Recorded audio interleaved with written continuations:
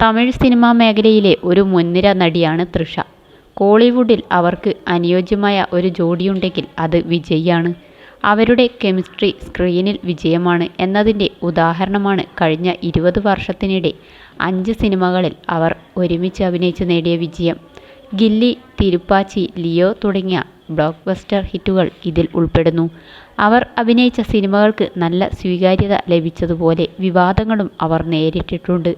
കുറച്ച് വർഷങ്ങൾക്ക് മുമ്പ് വിജയും തൃഷയും ഒരുമിച്ച് ഒരു വിദേശയാത്രയ്ക്ക് പോകുന്ന ഫോട്ടോകൾ വൈറലാവുകയും അത് സോഷ്യൽ മീഡിയയിലടക്കം കോളിളക്കം സൃഷ്ടിക്കുകയും ചെയ്തിരുന്നു.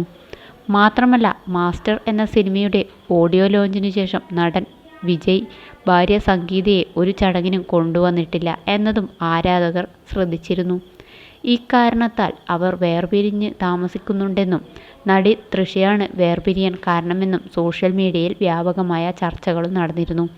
എന്നാൽ ഇതിനോടെല്ലാം വിജയ് തൃഷയോ പ്രതികരിച്ചില്ല. ഇപ്പോഴിതാ വിജയിയുടെയും തൃഷയുടെയും പേരുകൾ വീണ്ടും ഒരുമിച്ച് സംസാരിക്കപ്പെടുകയാണ്. ഇതിന് പ്രധാന കാരണം വിജയിയുടെ ഭാര്യ സംഗീത നൽകിയ വിവാഹമോചന കേസാണ്.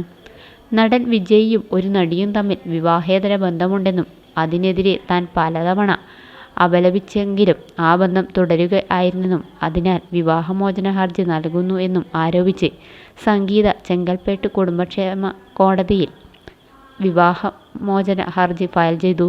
കേസ് ഏപ്രിലിൽ വാദം കേൾക്കും. ഈ സാഹചര്യത്തിൽ നടി തൃഷ പോസ്റ്റ് ചെയ്ത പഴയ പോസ്റ്റുകൾ ആരാധകർ കുഴിതോണ്ടി വീണ്ടും വൈറലാക്കുകയാണ്.